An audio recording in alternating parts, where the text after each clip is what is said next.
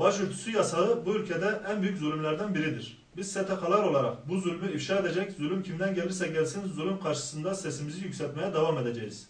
Başörtüsünün simgelediği İslam'ın aydınlık mesajını bütün toplumsal alanlara taşıma mücadelesinden vazgeçmeyeceğiz. Müslümanlar inançlarını özgürce yaşayamamaktadır.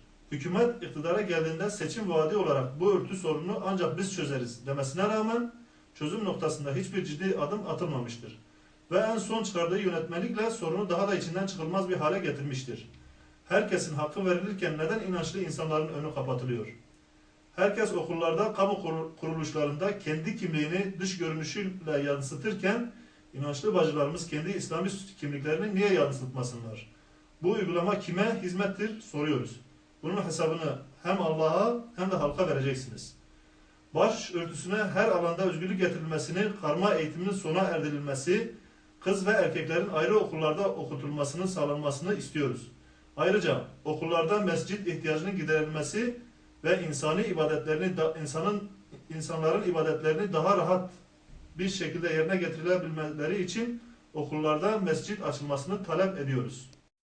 Eğitimde velilerin tercihlerinin dikkate alınması gerekmektedir. Çocuk reşit oluncaya kadar anne babasının eğitimi ve gözetimi altındadır.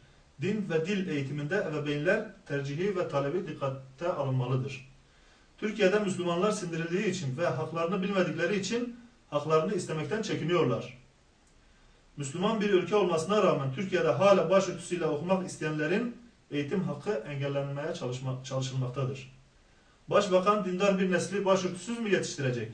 Amerika ve Avrupa gibi birçok ülkede başörtü problemi yokken kendileri çocuklarını Amerika'da başörtülü okuturken buralarda çocuklarını başörtülü olarak okutmaya imkan olmayan vatandaştan haberdar olmamak ne büyük bir çelişkidir.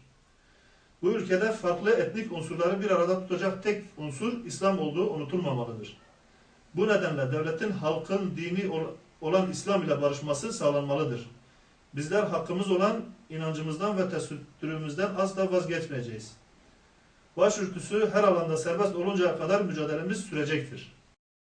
Bizler hangi gerekçeyle yapılıyor olursa olsun bu yasağı İslam düşmanı darbeci geleneğin devamı olarak görüyor ve şiddetle kınıyoruz. İnancımıza vurulan hiçbir prangayı kim tarafından vurulursa vurulsun kabul etmiyoruz ve etmeyeceğiz.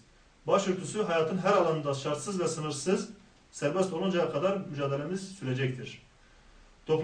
Toplumun büyük kesimini ilgilendiren ve temel bir insan hakkı ihlali olan sorunun hala ülkenin gündeminde olması başlı başına sıkıntı kaynağıdır. Başörtüsü sorunun bugüne kadar çözülmemiş olması başta hükümet olmak üzere tüm toplumun insani değerler noktasında göstermiş olduğu bir zaafın göstergesidir.